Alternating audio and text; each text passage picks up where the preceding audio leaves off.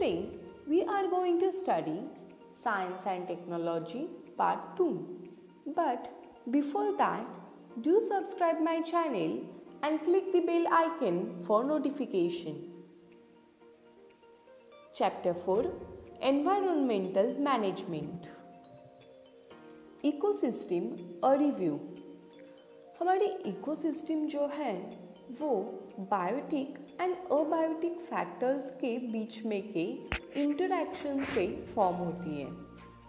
Ecosystem में का हर एक फैक्टर एक वेरी इंपॉर्टेंट रोल प्ले करता है. प्रोड्यूसर्स लाइक प्लांट्स बहुत इम्पॉर्टेंट होते हैं. Herbivores like deer, goats, sheep, cattle, horses, camels, etc. ये प्रोड्यूसर्स पे फीड होते हैं. ये भी इम्पॉर्टेंट होते हैं. Predators like lion and tiger ये हर्बीवोर्स का ओवर पॉपुलेशन होने से डिफेंड करते हैं एंड ये भी इक्वली इम्पॉर्टेंट होते हैं. तो अब हमारे दिमाग में ये क्वेश्चन अराइज होता है कि whether the caterpillars found in nature, organisms present in filthy places, termites, insects present in dung are really useful. However ये जो ऑर्गेनिजम्स ये डर्टी होकर भी ये इक्वली इम्पॉर्टेंट है क्योंकि वो एनवायरनमेंट का क्लीनलीनेस रखने के लिए रिस्पॉन्सिबल होते हैं. इसका मतलब क्या कि हमारा जो एग्जिस्टेंस है ये हमारे अराउंड प्रेजेंट हुए सभी फैक्टर्स की वजह से है. इसलिए हमें इन फैक्टर्स की केयर करनी चाहिए. Complete the chart. Fill up the blank boxes and display the complete chart in classroom. अब यहाँ पे एक फ्लो चार्ट दिया है. हम इस फ्लो चार्ट को फिल करते हैं. इकोसिस्टम जो है वो abiotic components and biotic components से बनी होती है. अब अबायोटिक कंपोनेंट्स में physical factors like air, water, vapour, minerals, soil, sunlight present होते हैं. वैसे ही chemical factors like nutrients, minerals present होते हैं. अब ये chemical factors further inorganic substances like hydrogen, oxygen, nitrogen, calcium, iron, sodium, potassium से बने होते हैं. उसके साथ ही organic compounds like proteins, carbohydrates, fats से बनते हैं. अब biotic compounds autotrophic and heterotrophic organism से बनते हैं. ऑटोट्रोपिक में प्रोड्यूसर्स आते हैं जैसे कि प्लांट्स एंड हेट्रोट्रोपिक में एनिमल्स एंड डिकम्पोजर्स आते हैं.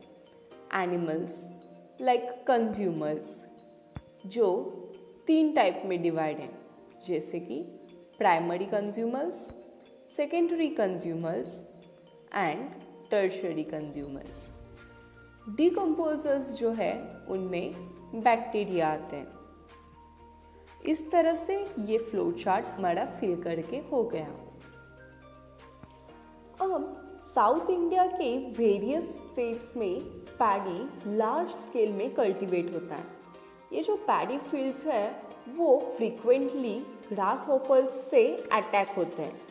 सिमिलरली उन पैडी फील्ड्स में लार्ज नंबर में फ्रॉग्स प्रेजेंट होते हैं जो इन ग्रास होपर्स पे फीड होते हैं एंड वहाँ पे ही स्नेक्स भी प्रेजेंट होते हैं जिनका फेवरेट फूड है फ्रॉग्स. हावेवर अगर फ्रॉग्स का population all of sudden decline हो गया तो क्या होगा. यहाँ पे कुछ क्वेश्चंस दिए हैं, उसके आंसर्स हम देखते हैं.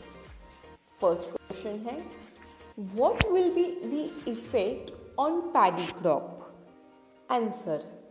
If the population of frog declines, then there will be rise in population of grasshoppers. The paddy fields will hence be infected with insect pests. मतलब क्या कि अगर फ्रॉग्स का population all of sudden decrease हो गया तो ग्रासहॉपर्स का population increase होगा. इसके लिए जो इंसेक्ट पेस्ट यूटिलाइज हो गए उससे पैडी फील्ड्स इन्फेक्टेड हो गए.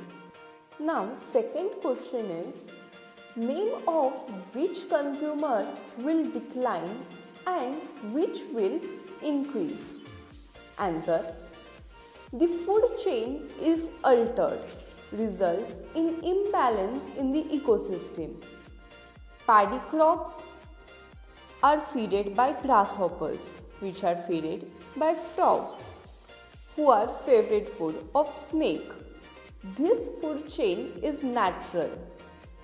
When by any reason there is decline in the number of frogs, thus secondary consumer will decline. Due to this decline, snake which is at tertiary consumer level will also decline. The primary consumer, that is grasshoppers, will increase as there is now no check on their population. Due to this increase in their population, the paddy production will be reduced. Due to reduced number of snakes, rat and other rodents from neighboring areas will also rise, which are also secondary consumers. मतलब क्या कि ecosystem में अगर food chain का कुछ alteration हो गया तो इकोसिस्टम इम्बैलेंस हो जाती है. जैसे स्नेक्स फ्रॉग्स पे जीते, फ्रॉग्स ग्रासहॉपर पे एंड ग्रासहॉपर्स पैडी क्रॉप्स पे. तो अगर किसी वजह से फ्रॉग्स का पॉपुलेशन डिक्लाइन हो गया तो उनके ऊपर जो स्नेक्स जीते हैं उनका पॉपुलेशन भी डिक्लाइन होगा. एंड क्योंकि ग्रासहॉपर का पॉपुलेशन कंट्रोल करने के लिए कोई नहीं है, इसलिए ग्रासहॉपर का पॉपुलेशन इंक्रीज होगा. मतलब कि सेकेंडरी एंड टर्शरी कंज्यूमर जो है उनका पॉपुलेशन डिक्लाइन होगा एंड प्राइमरी कंज्यूमर का पॉपुलेशन इंक्रीज होगा. इसकी वजह से जो पैडी प्रोडक्शन है वो रिड्यूस हो जाएगा. एंड क्योंकि स्नेक्स का पॉपुलेशन रिड्यूस हो रहा है तो रैट्स एंड अदर रोडेंट्स जो होते हैं नेबरिंग एरियाज में के उनका पॉपुलेशन राइज होगा जो खुद सेकेंडरी कंज्यूमर्स हैं.